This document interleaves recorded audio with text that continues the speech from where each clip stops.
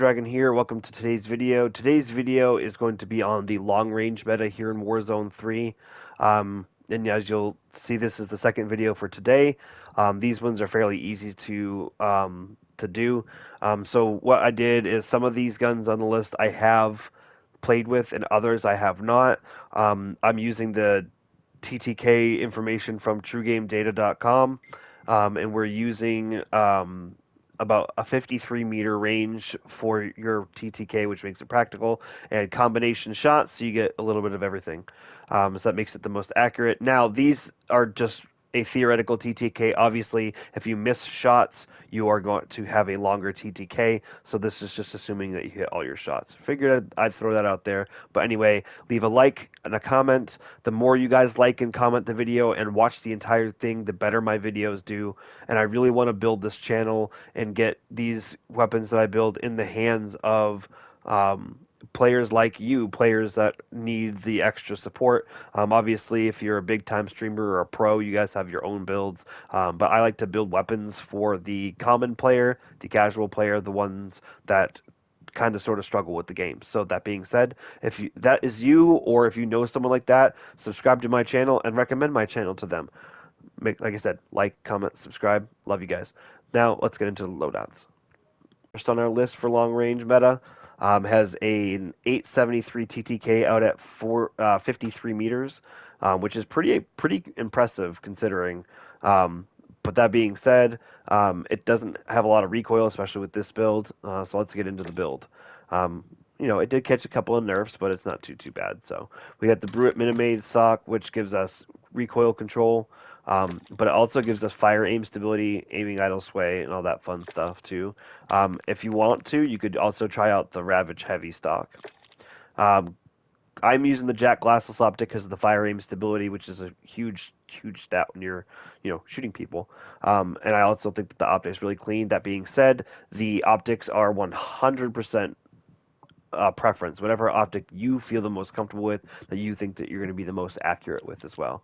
So with the VT7 Spirit Fire suppressor, velocity, range, and control, as well as keeping us off the mini map, and then the Bruin Heavy support grip, um, giving us horizontal recoil control, making the pattern more predictable, fire aim stability, aiming idle sway, gun kick control. It does hurt your vertical a little bit, but it is what it is. It's pretty easy to control vertical recoil on a controller. So that being said, 45 round mag is the largest, so that's the one that you should choose. This one's going to come as a surprise, but we do have a Modern Warfare 2 weapon on this list, and that is the STV 556. It is limited by the 42 round mag, but this thing kills pretty quickly.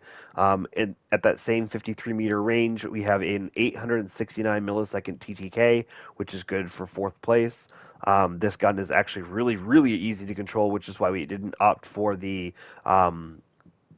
control barrel. We went for the longer barrel to give us even more damage range. That being said, I'll show you which one you can switch to if you feel like you need a little bit more control. But 42 round mag is the biggest we got. Glassless optic for me, again, 100% preference on what you want to use for your optic. We have the Bruin S26 barrel, which gives us 30% to our damage range, which is insane. And then we get the bullet velocity, 17%, and that gives us a little bit of recoil control as well. That being said, if you wanted the better recoil control, you could always switch to the FTech FB20, which gives you 13% reduction to recoil. But you don't get the 30% boost to your damage range, but you do get 20, and you also get more bullet velocity out of this one. VT7 Spirit Fire Suppressor, same old, recoil control, damage range, bullet velocity, and keeping us off the minimap. Song as old as time. Bruin Heavy Support Grip, same thing.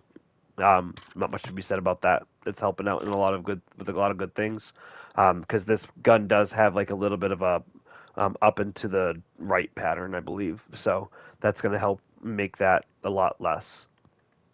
Be the MTZ 762. The funny thing about this is on my list, this is actually the second fastest killing weapon out at range with an 824 millisecond TTK out at that 53 meter range. But I'll explain to you guys why it's third and not second once I get to the weapon that is above it. So that being said, this is the MTZ still hits like a truck even after being nerfed the way it was nerfed. It still does a lot of damage and it still kills really fast. So we got the 40 round mag. If you were able to do the conversion kit thing, little glitch before they patched it. If not, the 30 round mag will have to suffice. You just gotta make sure you hit your shots.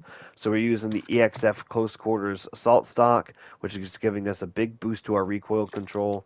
I do believe it helps with. Oh no, it doesn't help with fire aim stability. Again, I'm using the glassless optic.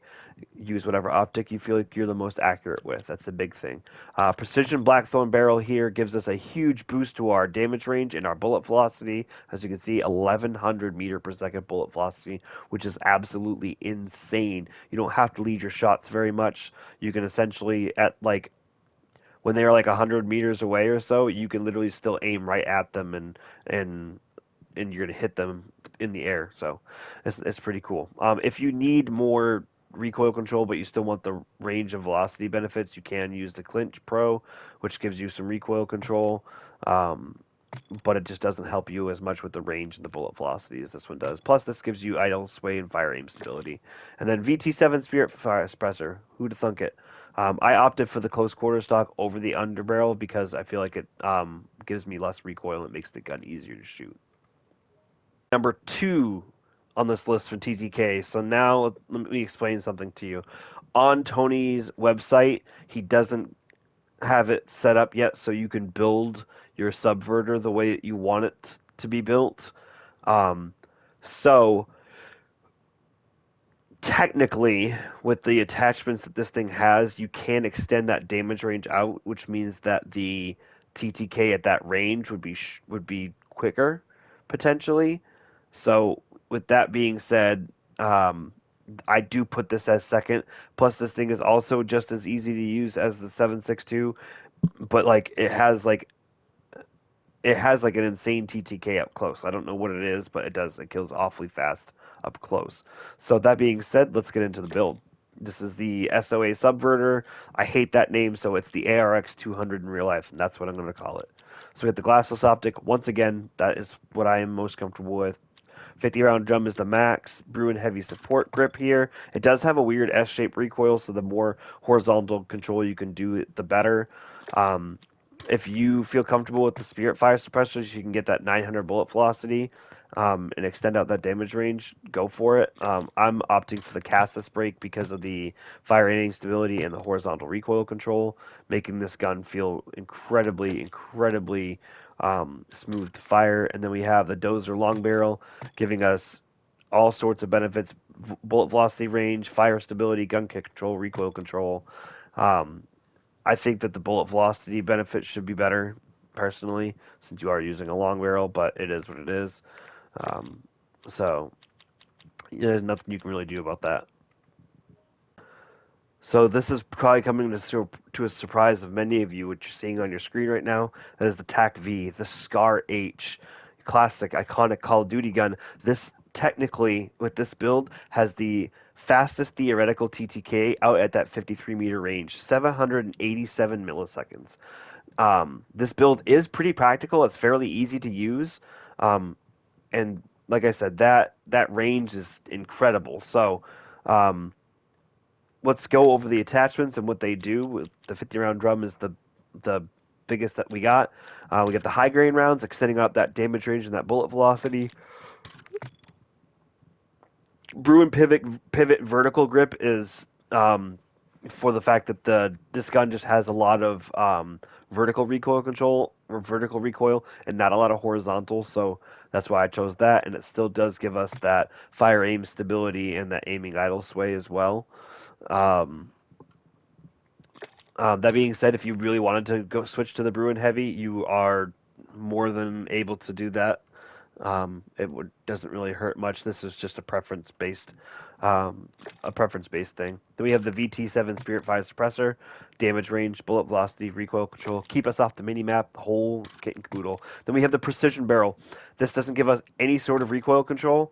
Doesn't help with anything else. It just gives us bullet velocity and damage range, which is why the gun kills as fast as it does out at range.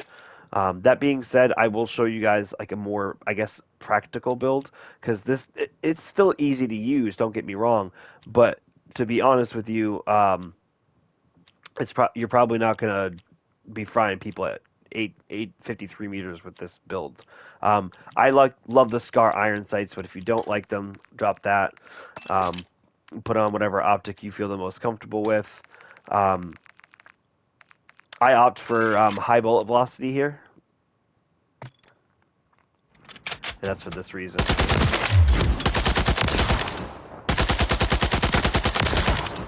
Just like that. And so we're gonna have it's not gonna have as good a bullet velocity, and the damage range is gonna drop, but it's gonna be a lot more. It's gonna feel a lot more controllable for sure. You could also put the castless brake on there um, instead, and it'll still shred.